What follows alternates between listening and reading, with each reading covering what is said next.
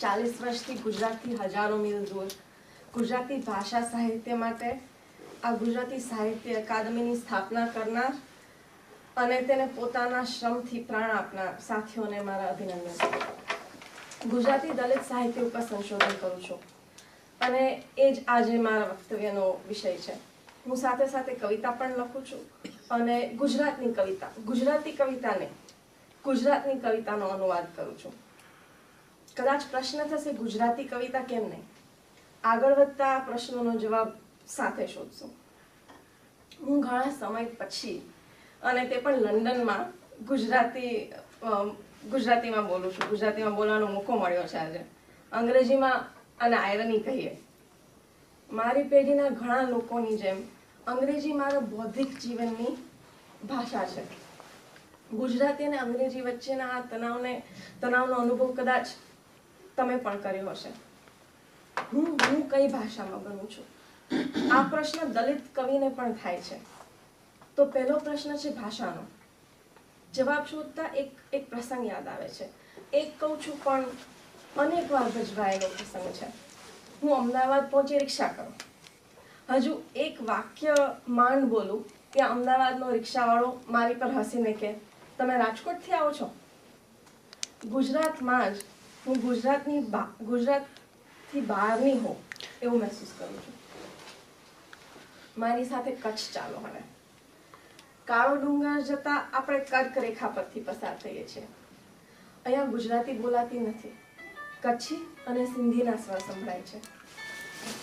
નકશાની રેખાઓ થોડી ખસે છે. આપણે ગુજરાતમાં છીએ પણ ગુજરાતી કાને પડતી નથી. આ છબી જે આપણે ગુજરાત તરીકે ઓળખીએ છીએ તેની નથી. વ્યાપારમાં કુશળ, ગાંધીજી અને અહિંસામાં માનનાર, શાકાહારી, હિન્દુ, ઉચ્ચ વર્ણ્ય, મધ્યમ વર્ગીય ગુજરાત. ગઈકાલે જ મુખ્યમંત્રી વિજય રૂપાણીએ ગુજરાતને શાકાહારી બનાવવાની ઘોષણા કરી છે. આપણે ગુજરાતમાં છીએ પણ ગુજરાતનો નકશો જે વાર્તા કહે છે તે અલગ છે. ગુજરાતની અસ્મિતાની વાત કરનાર જે અખંડ એક જૂથ ગુજરાતનું ચિત્રણ કરે છે તે સાચું ઉતરતું નથી. શું ગુજરાતની અસ્મિતા કોઈ એક કોમના અમુક વર્ગ સુધી જ સીમિત છે? મારા સંશોધનનો વિષય જાણી ઘણા લોકો પ્રશ્ન કરે છે, દલિત એટલે શું? વિપુલભાઈ વાત કરી છે એટલે વધારે વિવરણ નહીં કરું. ટૂંકમાં ભારતના બંધારણમાં જે અતિશુદ્ર વર્ગને શેડ્યુલ કાસ્ટ નામ આપ્યું છે તે ગાંધીજીએ આપેલું નામ હરિજન હવે સ્વીકાર્ય નથી. દલિત એટલે શું? કદાચ આ પ્રશ્ન યુકેમાં પણ થાય. કોલંબિયા અને LSEમાં અભ્યાસ કરનાર ડોક્ટર આંબેડકરે એનાહિલેશન ઓફ કાસ્ટ, કાસ્ટ એટલે આપણે જેને વર્ણ કે જાતિ કહીએ છીએ તેની નાબૂદીની વાત કરી હતી. 21મી સદીમાં કાસ્ટ નાબૂદ થઈ નથી પણ અદૃશ્ય જરૂર થઈ છે કે કરી દેવામાં આવી છે. 2014માં ઇક્વાલિટી એક્ટમાં જ્યારે કાસ્ટ ડિસ્ક્રિમિનેશનનો સમાવેશ કરવાનો પ્રસ્તાવ મુકાયો ત્યારે ઘણા લોકો નાખુશ હતા. મેં એક આવા જ નારાજ વ્યક્તિ પાસેથી સાંભળેલું છે, આ દેશમાં સમાનતાની વાત કરવી હોય તો પહેલા ક્લાસની વાત કરો. બ્રિટનમાં કાસ્ટની વાત કરતા આપણી અસ્મિતા ઘવાય છે. અસ્મિતા આ મારી માટે ખૂબ મહત્વનો શબ્દ છે. પહેલી વાર ઇરાદાપૂર્વક આ શબ્દોનો ઉપયોગ થતા મેં 2002માં જોયો. હુલ્લડ પછી ચૂંટણી. હુલ્લડનું વિવરણ અહીંયા કરતી નથી. અહીંયા અનિલ જોશીએ પણ હુલ્લડ ગીતો ની રજૂઆત કરેલી આ મંચ પર કરેલી જ છે. તો ચૂંટણી વખતે નરેન્દ્ર મોદીએ આ શબ્દ ઘણો ઉછાળ્યો. અસ્મિતા શબ્દને સમજવાનો પ્રયાસ કરું છું. વાવટા માફક લહેરાતો શબ્દ છે અસ્મિતા. ગુજરાતની અસ્મિતાને બર્બરોથી બચાવવાની વાત થતી હતી પણ ન તો મને બર્બરો દેખાણા અને ન તો અસ્મિતાનો અનુભવ થયો. લોકશાહીમાં બહુમતીની જબરદસ્તીને જો અસ્મિતા કહેવાય તો મને સ્વીકાર્ય ન હતું અને નથી. તો પ્રશ્ન થાય કે અસ્મિતા એટલે શું અને ગુજરાત એટલે શું? ગુજરાતી કોણ? કોની છે ગુજરાત અને ખાસ તો કોની નથી? કવિ છું તો આ પ્રશ્નનો જવાબ કવિતામાં શોધવા લાગી. કવિ શબ્દ જાણી જોઈને વાપરું છું. હવે અંગ્રેજીમાં પોએટ્રેસનો ઉપયોગ નથી કરતી તો ગુજરાતીમાં પણ કવિયત્રી કેવું યોગ્ય લાગતું નથી. ગુજરાતી કવિતા વાંચતા ઘણી ખાલી જગ્યાઓ દેખાણી. પહેલા તો મહિલાઓની સંખ્યા ઓછી, પછી દલિતો અને અન્ય ભાષાઓ, કચ્છી, સિંધી, ઉર્દુ, મરાઠી, પણ આપણી આદિવાસી ભાષાની કવિતા. આ બધી કવિતા આપણી મુખ્ય ધારાની કવિતામાં ખોવાઈ જાય છે. 1989માં દીપક મહેતાએ નવનીત સમર્પણમાં લખ્યું હતું, ગુજરાતી સાહિત્યકાર કોશ એ પુસ્તકની માત્ર અનુક્રમણિકા પર નજર નાખવાથી પણ કેટલાક રસપ્રદ તારણ પર પહોંચી શકાય. કુલ 999 લેખકોમાંથી સ્ત્રીઓની સંખ્યા 88 છે. તેઓ આગળ વધતા પટેલોની સંખ્યા 87.80% અને બ્રાહ્મણોની 22.12% ગણે છે. થોડા બીજા આંકડા આપી એ તારણ પર ઉતરે છે કે હજુ સુધી ગુજરાતી સાહિત્યમાં ઉજળિયાત વર્ગની જે બોલબાલા છે એમ પણ કહી શકાય. જો આજે આ પ્રકારની નોંધ કરવા બેસીએ તો ચિત્ર બહુ વધારે અલગ નહીં હોય. ગુજરાતી દલિત સાહિત્યનો ઇતિહાસ વિવેચકો લોકગીતો અને સંત સાહિત્ય સુધી લઈ જાય છે, પણ ગુજરાતીમાં સભાનપણે પોતાને દલિત નામ આપતા સાહિત્યની શરૂઆત 1976માં દલિત પેન્થર્સના પ્રકાશન પેન્થર સાથે થઈ. ગુજરાતી દલિત સાહિત્યનો ઉદ્ભવ 20મી સદીના 8મા દાયકામાં થયો તેમ કહી શકાય. 1974માં નવનિર્માણ પછી ઘણા બદલાવ આવ્યા. મહારાષ્ટ્રના દલિત પેન્થર્સની પ્રેરણાથી ગુજરાતમાં પણ દલિત પેન્થર્સની સ્થાપના થઈ. 75 થી 85 સુધી દલિતો પર અત્યાચારોની ઘણી ઘટનાઓ બની. રણમલપુર, ગોલાણા, પાણખણમાં હત્યાઓ થઈ. દલિત પેન્થર અને દલિત સંગઠનોની બીજા પણ ઘણા બધા દલિત સંગઠનોની પ્રવૃત્તિને વેગ મળ્યો. દલિત પ્રજાના રોષ અને વેદનાને કાવ્ય લેખનમાં અભિવ્યક્તિ મળી. આ સમયે નાના મોટા 40 જેટલા સામાયિકોએ દલિત સાહિત્યના પ્રચાર પ્રસારની કામગીરી કરી. 1978માં દલિત કવિતાનો સામાયિક આક્રોશ પ્રગટ થયો. આક્રોશની સંપાદકીય નોંધમાં નીરવ પટેલ લખે છે, અમારી શાળ, સાવર્ણો કે આર ફગાવીને કવિ બનવું પડ્યું. નીરવ પટેલ વાચા સામાયિકમાં આ જ વાક્યનું વિશ્લેષણ કરે છે. અર્થ સ્પષ્ટ હતો. હજી ગઈકાલ કે આજ લગી વંશ પરંપરાગત વ્યવસાયોનો ઢસરડો ખેંચતી અક્ષર જ્ઞાન પામેલી દલિતોની પ્રથમ પેઢીએ અચાનક ઉપકરણો બદલવાની ફરજ પડી. એમના જ્ઞાતિગત વ્યવસાય ઓજારોને સ્થાને જેની ઉપર ભદ્ર વર્ગનો ઇજારો છે તેવા શબ્દ નામના નવા ઓજારથી પલોટાઈને અસ્મિતા સંઘર્ષ ખેડવાનો આવ્યો.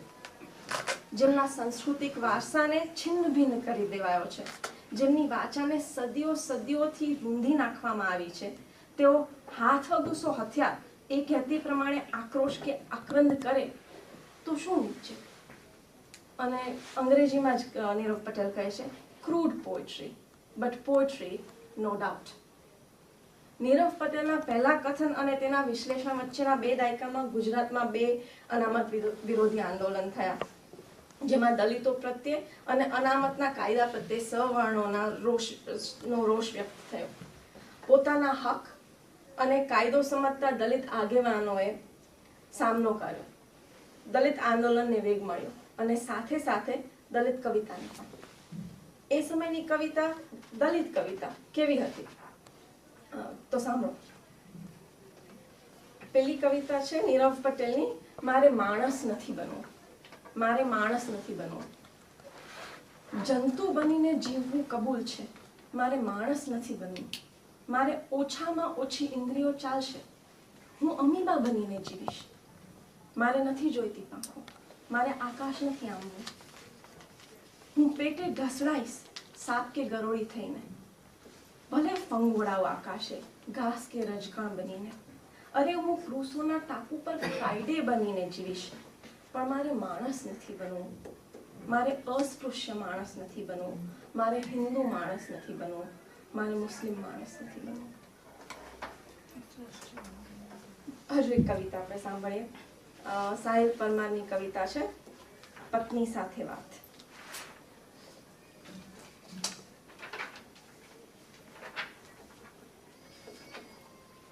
આ કવિતા પોતાની પત્નીને સંબોધીને લખે છે કવિ. હીરા, મને અફસોસ થાય છે કે આપણે માણસ છીએ. માણસ સાગરના તળિયે દબાયેલ મોતી જેવા કે ધરાના તળિયે દટાયેલ હીરા જેવા માણસ ને તોય સૌથી તળિયે છીએ, તેથી જ તો આપણે તણખલાના તોલે નથી. કાશ આપણે માણસ ન હોત ને હોત ધતુરાના ફૂલ, તો જરૂર વિકસી શક્યા હોત મુક્તપણે. પૂર્ણ યુવાનીમાં વિકસેલ તારા સુડોળ સ્તનો સમૂહ ને આકર્ષી શક્યા હોત આપણી શુભ્રતાથી બાળક જેવા હૈયા વડે નિરખનાર કાળી ભમ્મરકીઓને. કે પછી માઇક્રોસ્કોપ વિનાય શીખવી શક્યા હોત વિદ્યાર્થીઓને પ્રજનન શાસ્ત્રના પાઠ ખળભળ્યા વિના, ચૂંથાયા વિના. 2 દાયકા પછી પણ દલિત કવિતાને મુખ્યધારામાં જગ્યા મળી નહીં. દલિત અને લલિત વચ્ચે હજુ પણ વિવાદ છે. 1998માં ગુજરાતી સાહિત્ય પરિષદે દલિત સાહિત્ય પર જ્ઞાન સત્રનું આયોજન કર્યું. આ સત્રમાં દલિત સાહિત્ય પર ઘણા પ્રશ્નો થયા અને આક્ષેપો પણ મુકાણા. ખાસ તો એ કે દલિત કવિતામાં કાવ્ય તત્વ નથી. શિરીષ પાંચાલે ત્યારે દલિત સાહિત્યમાં વિશ્વાસ રાખતા કહ્યું, જો દલિત સાહિત્યની રચનાઓ અણઘડ છે તો કહેવાતા ઉજળિયાતોની રચનાઓ અણઘડ નથી એવું કોણે કહ્યું? પણ જાતિ, સત્તા, હોદ્દાની રૂએ ઘણું બધું કૃત્રિમ અણઘડ સાહિત્ય ઉત્તમ સાહિત્યમાં ખપી જતું હોય તો પછી દલિત સાહિત્યમાંથી પણ જે આશાસ્પદ સંતોષકારક નમૂનાઓ મળી આવતા હોય તો તેમનો સ્વીકાર કરવામાં કોઈ સંકોચ ન હોવો જોઈએ. જે દલિત કવિતાને જે સ્વીકૃતિ નથી મળી એ સાહિલ પરમારની એક કવિતામાં આપણને એની ઝાંખી મળે છે. સાહિલ પરમારની આ કવિતા ગુજરાતી સાહિત્યના સ્થાપિત હિતો સામે અવાજ છે, જેને દલિતની જેમ જે દલિત કવિતાને દલિતની જેમ ઘરમાં પગ રાખવા દેતા નથી. આ કવિતાનું શીર્ષક છે મારી કવિતા. મારી કવિતા. મારી કવિતા એના ગંદા વસ્ત્રોમાં મારા જેવી જ કંગાળ હજીએ ઝંખે છે સ્વીકૃતિ મેગેઝીનના રેશમી ચીકણા પાનાઓની. હજીએ વાંક દેખી દૃષ્ટિએ જોવાયેલી આંખ આડા પડળથી હજીએ અડીડ સંભળાયા વિનાની પડી છે અર્ધચેત. મારી કવિતા મારા જેવી ગામઠી ઊભી છે ઇન્ડિયન લિટરેચરના ઉંબરે. હજીએ અન્ય પરિધાન માટે પ્રતિબંધિત મારા આક્રોશમય ચહેરા જેવી તાંબાળી લાલ ઊભી છે દૂર એકલી બહિષ્કૃત. મારી કવિતા મારા જેવી જ ગાંડી ઘેલી રખડે છે ચાલીમાં મોહલ્લામાં અને ચોરાહા પર, અને ગંદી ચાલીઓમાં દૂરના ઉવેખાયેલ અણવિકસિત ગામડા જેવી નોકરશા બાબુ સંસ્કૃતિથી ઉવેખાયેલ મારી કવિતા. મારી કવિતા મારી જીભ જેવી જ અસભ્ય અને મારા જેવી જ અસ્પૃશ્ય. સભ્ય સુસંસ્કૃત સાફ સુથરા વિવેચકો દ્વારા મૂકી દેવાયેલી બાજુ પર ભૂલાયેલી તરછોડાયેલી મારી કવિતા. દલિત કવિ નવી ભાષાની જ નહીં પણ નવા પ્રતિરૂપોની પણ શોધ કરે છે અને સાહિલ પરમારની બીજી એક કવિતામાં આ આપણને જોવા મળે છે. લાંબી કવિતા છે એટલે અમુક અંશ જ વાંચીશ. પ્રતિરૂપોની ખોજ. તું ખીચડી ઓરવા માટે દાળ ચોખા વીણે છે કે દૈણું કરવા માટે ઘઉં વીણે છે, એટલી ચીવટથી હું લખવા બેઠો છું કવિતા. પ્રિય, તારા વિશે વિચારું છું. તારા ચહેરાને શી ઉપમા આપું? બહુ વપરાઈ ચૂક્યો છે ચાંદ, આઠમનો ને પૂનમનો. ફૂલ પણ તાજું નથી રહ્યું. વળી મારે તો શોધવા છે એવા શબ્દ જેને તું અને હું ઓળખતા હોઈએ, જીવતા હોઈએ, ને એટલે જ હું કહીશ મરચું વાટવાના દસ્તા સમો લંબગોળ ભલે હો તારો ચહેરો, કે પછી કોઈ અનઘડ કારીગરે ટાંકણાથી ઠોકી ઠોકીને બનાવેલા ખલ જેવો શીડીના ચાંઠાવાળો ભલે હોય તારો ચહેરો. હું એને ચાહું છું, ચસોચસ ધાવું છું.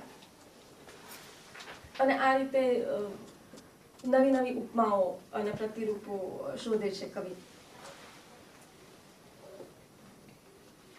1992 અને ઉદારીકરણ પછી દલિત આંદોલન થોડું ઠંડુ પડ્યું, પણ દલિત સાહિત્ય અને દલિત કવિતાનો પ્રવાહ ચાલુ રહ્યો.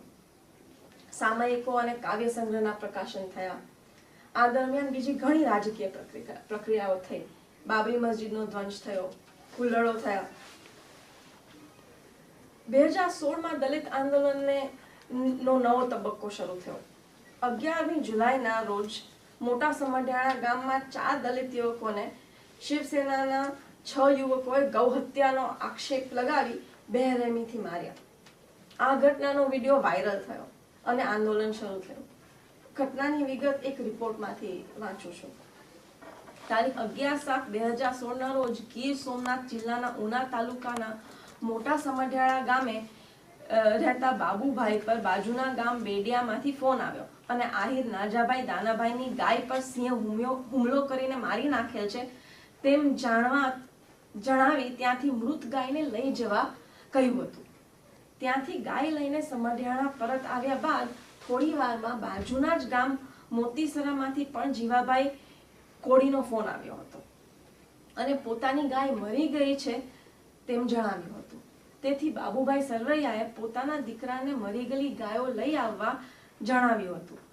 આમ વારાફરતી બંને ગામોમાંથી ભાલુભાઈ સરવૈયાનો પુત્ર વશરામભાઈ સરવૈયા મૃત ગાયો લઈ આવ્યો હતો અને મોટા સમઢિયાળાથી થોડી દૂર અવાવરૂ જગ્યાએ સીમમાં આશરે 10 વાગ્યાની આસપાસ વશરામભાઈ, મહેશ સરવૈયા, બેચરભાઈ સરવૈયા તથા અશોકભાઈ સરવૈયા લાવેલ મૃત ગાયોનું ચામડું ફાડતા હતા. ઉલ્લેખનીય છે કે મરેલા ઢોરનું ચામડું ઉતારીને પકવવાનો અને બાકીના હાડમાંસનો નિકાલ કરવાનો ધંધો દલિત ચમાર જ્ઞાતિના બંધુઓ પેઢીઓથી પરંપરાગત રીતે કરે છે અને આ ધંધો પરંપરાગત વ્યવસ્થા છે. અહીંયા બીજી નોંધપાત્ર વાત એ છે કે મરેલા ઢોરના માંસ ઘણા દલિત પરિવારને ખાલી આજીવિકા જ નહીં પણ ખોરાક પૂરું પાડે છે. આ ઘટના સાથે હાલનો બીફ બેન જોડી દો. સાથે જોડો અસહિષ્ણુતા. ઉના જેવા બનાવો માટે અને વધારે અત્યાચારો માટે પટ તૈયાર છે. આ ઘટના પછીના આંદોલનમાં દલિતોએ મરેલા ઢોર તાણી ચામડું ફાડી હાડમાંસનો નિકાલ ન કરવાની પ્રતિજ્ઞાઓ લીધી. ઘણી રેલીઓ થઈ અને સરકાર સામે માંગણી મુકાણી. અમને અમારી જમીન આપો, ગાયની પૂંછડી તમે રાખો. આ તબક્કે 2 કવિતાનો ખૂબ પાઠ થયો અને કવિ ઉમેશ સોલંકીએ નિર્ધાર સામયિકનો ગાય વાપસી અંક પ્રગટ કર્યો. આ કવિતાઓ વાંચી સમાપ્ત કરીશ.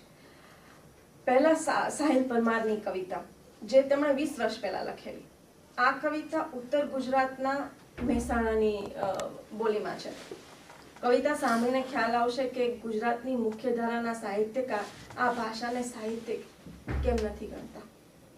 બીજું, સાહિલ પરમાર આ કવિતામાં મૃત ઢોરના અંગોને કઈ રીતે ઉપયોગ થાય છે અને તેનો પાઠ ભણાવે છે. કવિતા વાંચું છું પણ કદાચ મારી કાઠિયાવાડીનો લેકો સંભળાશે. કોશિશ કરું છું. કવિતાનું શીર્ષક છે તાણવા માટે નહીં આવવાના. અને જ્યારે ઉનામાં મોટી રેલી થઈ હતી ત્યારે આ કવિતાનો પાઠ થયો હતો. જયેશ સોલંકીએ પાઠ કર્યો હતો. જી પોણીલિયા ખાવ તમેને ચૂહી ચૂહી ખોખલું કરી, અમને આલો ખેંચવા માટે, ખોખલું ખાલી ચીરવા માટે, મોટું જાણી દાન કર્યું કેત કેત લ્યો હાળાવ લઈ જવાને ચૂહવા માટે, ભેજો ગુલ્લી કડવા માટે, કોકળી કરી શેકવા માટે, ચામડા ધોઈ કમાવલ્યા જલ્દી, ઢહળી તાણી જાવલ્યા આને ઢહળી તાણી જાવ. પછી પોતાના માણસો તરફ ફરીને કવિ કહે છે, જ્યાં સુધી લ્યા સાંભળો આવો, જ્યાં સુધી લ્યા સાંભળા કરો, નાલાયકોને કહી દો કુદમ છપ કરજો તમે, ચામડા રંગી વેચજો તમે, જા હાડાવ નહીં આવવાના, તાણવા માટે નહીં આવવાના. આતેડાને નાખજો કાઢી, બુક્કા ઈમના નાખજો ફાડી, કકડા કકડા નાખજો કરી, બોટી બોટી નાખજો કરી, આપણને ભાતને કઢી. ખપી જજો ખપવું પડે, મરી જજો મરવું પડે, પણ જસોને ખેંચવા માટે, ખોખલા ખાલી ચીરવા માટે, ન જસોલ્યા ન જસોલ્યા, ચૂહાઈ જેલા ખોખલા ખાલી ખેંચવા માટે.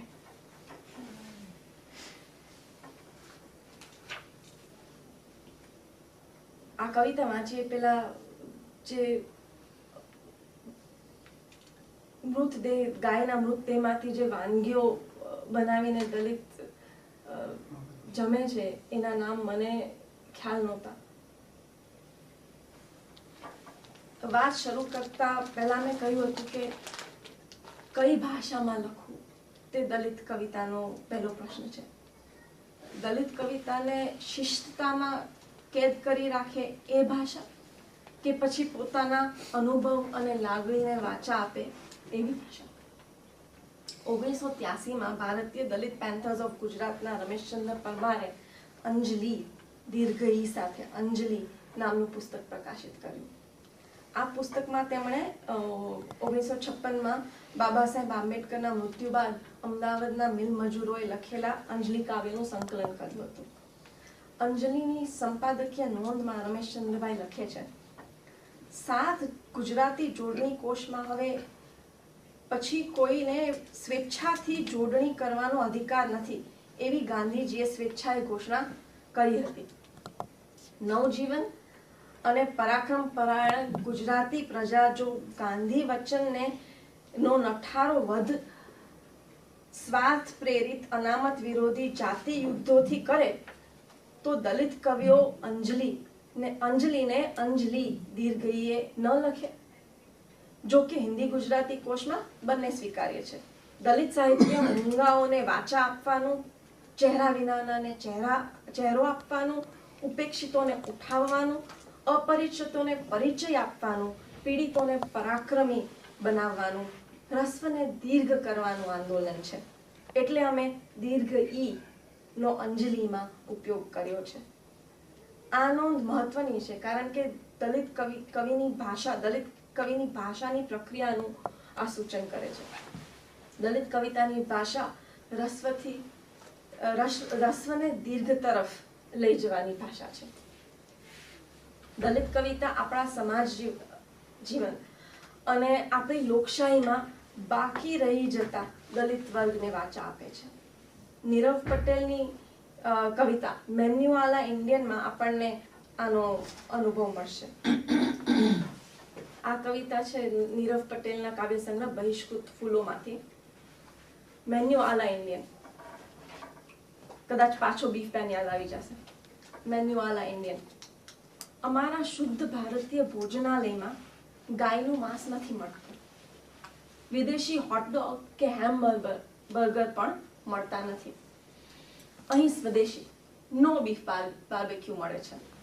હિન્દુઓની હોટ ફેવરેટ ડિલિશિયસ દલિત ડિશ, સસલાથી પણ કૂણા નાના નાના ભૂલકાઓના ભેજા, ઢળકતી ઢેરડીથી પણ ઘાટેલી કન્યાઓના સ્તનોના ભૂના, કંચન રૂપથી પણ કોડીલા જુવાનીઓની કલેજી ફ્રાય. જેતપુરમાં, ગોલાણામાં, બેલછીમાં, કુમ્હેરમાં, ભારતના ગામે ગામને શહેર શહેરમાં અમારી શાખા છે. અને છેલ્લા ભીનવણકરની છેલ્લાની હજી એક કવિતા વાંચીશ, પણ ભીનવણકરની કવિતા છે ઓવરબ્રિજ. આ પણ ઉનાના આંદોલનમાં ઘણી વંચાણી હતી. ઓવરબ્રિજ, આ ગાય અમારે ઘેર ક્યારેય ચાલી નથી, ભાંભરી નથી કે દૂધ પણ દીધું નથી. પછી વિવાદ અને વિષાદ શું? વેતરણી તરવા તો અમે ઓવરબ્રિજ બાંધીશું. તો દલિત કવિતાની આશા, દલિત કવિતાનું કલ્પન એ ઓવરબ્રિજ બાંધવાનું છે. છેલ્લા ઉમેશ સોલંકીની કવિતા મોટા સમઢિયાળા પ્રસ્તુત કરું છું.